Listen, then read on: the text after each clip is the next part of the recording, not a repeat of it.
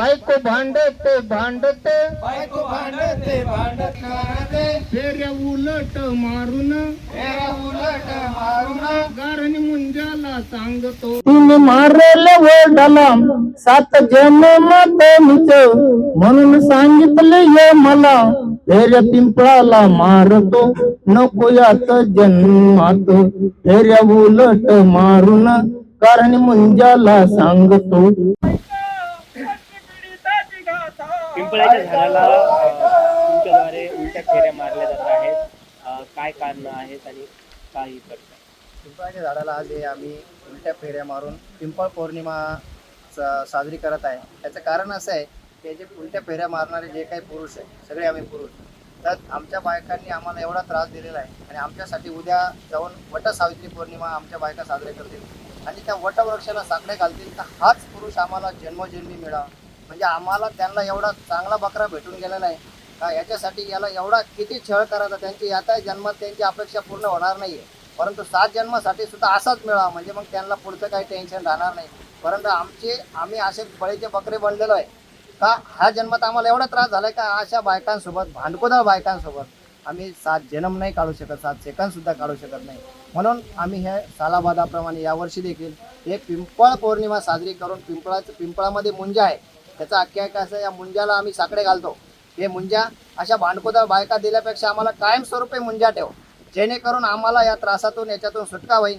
आणि याच्यातून आम्हाला सुटका होण्यासाठी जे आमच्यासाठी जे काही 7 फेरे मारून आम्हाला गुंडाळलेलं असेल किंवा आमच्यासाठी जे काही प्रार्थना केली असेल ते आम्ही उलटे 108 फेरे पिंपळाला मारतो आणि सांगतो, साकडे घालतो आणि यमराजाला पण साकडे घालतो. कारण आम्ही एक दिवस अगोदरच करतो, कारण उद्या जाऊन खोटं नाटक सांगून दिल्यापेक्षा आम्ही आज अलर्ट करतोय, आम्ही जागृत करतो त्यांना हे यमराजा उद्या आमच्या बायका येऊन खोटं नाटक सांगून काहीतरी साकडे घालणे परत आम्हाला अडकवण, म्हणून यांचं ऐकू नको आणि आम्हाला या जातातून मोकळा कर.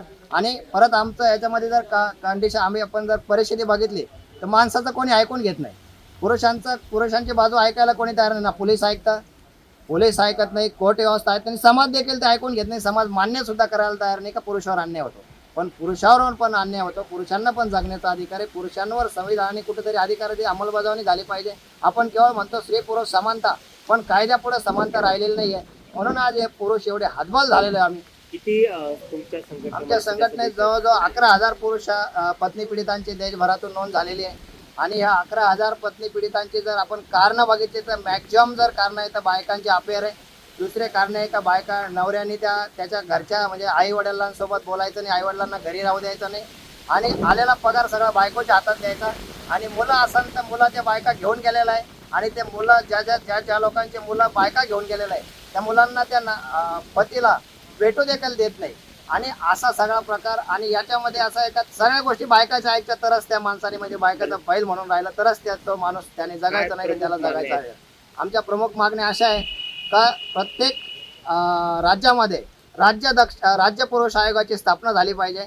प्रत्येक जिल्हा स्तरावर पोलीस स्टेशनला पुरुष दक्षता समिती स्थापन झाली पाहिजे. पोलीस स्टेशनमध्ये लाई डिटेक्टर बसवले पाहिजे. आणि हे जे कौटुंबिक वाद आहे हे लॉ ऑफ लिमिटेशनच्या अंतर्गत ते आले पाहिजे. म्हणजे सुरू झाल्यानंतर जर वर्षभरात सुरू झाला तर तो 5 वर्षाच्या आत तो संपला पाहिजे, अशी आमच्या प्रमुख मागण्या आहेत. नाव काय म्हटले आपण? माझं नाव भारत फुलार. भांडते रोज हानते मारते खोट केसही करते फेऱ्या उलट मारून गारणी मुंजाला सांगतो.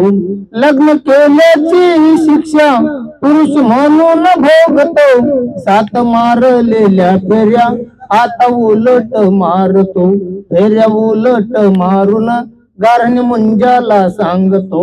तक्रारीच्या पावसात घरदारही मोडले कोणी घेईना ऐकून म्हणून आलो आश्रमात.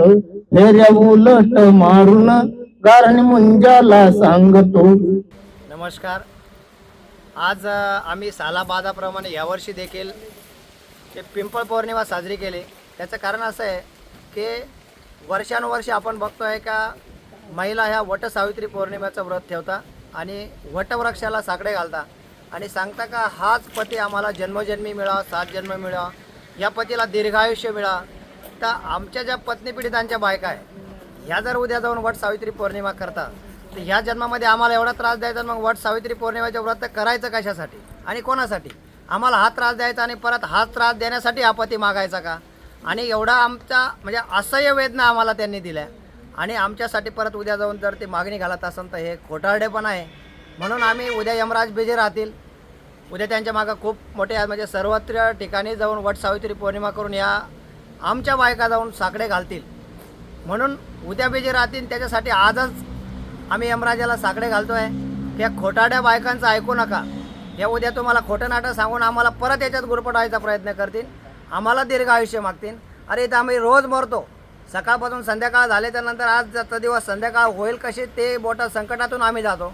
मग अशा भांडकुदळ बायकांसोबत 7 जन्म तर काय 7 सेकंडसुद्धा आम्ही राहू शकत नाही. म्हणून आम्ही दरवर्षी म्हणजे जवळजवळ 2017पासून वट सावित्री पौर्णिमेच्या पूर्वसंध्येला पिंपळ पौर्णिमा साजरी करतो आणि पिंपळ पौर्णिमा साजरी करून 108 उलट्या फेऱ्या मारतो. आमच्यासाठी ज्या सोयीच्या फेऱ्या मारलेल्या असन 7 त्याही निघून जावा. आणखी कुठं काही मारले असन त्याही निघून जा. आणि कायमस्वरूपी आम्ही अशा झंझटामध्ये गेल्या आणि अशा भांडकुदळ बायका मिळाल्यापेक्षा आम्हाला देवाने मुंजा जरी ठेवलं तरी चालन असे आम्ही साकडे मुंजाला आणि यमराजाला घातलेले. तिने मारले वडाला 7 जन्मात मीच म्हणून सांगितले ये मला फेऱ्या पिंपळाला मारतो नको यात जन्मात फेऱ्या उलट मारून कारण मुंजाला सांगतो.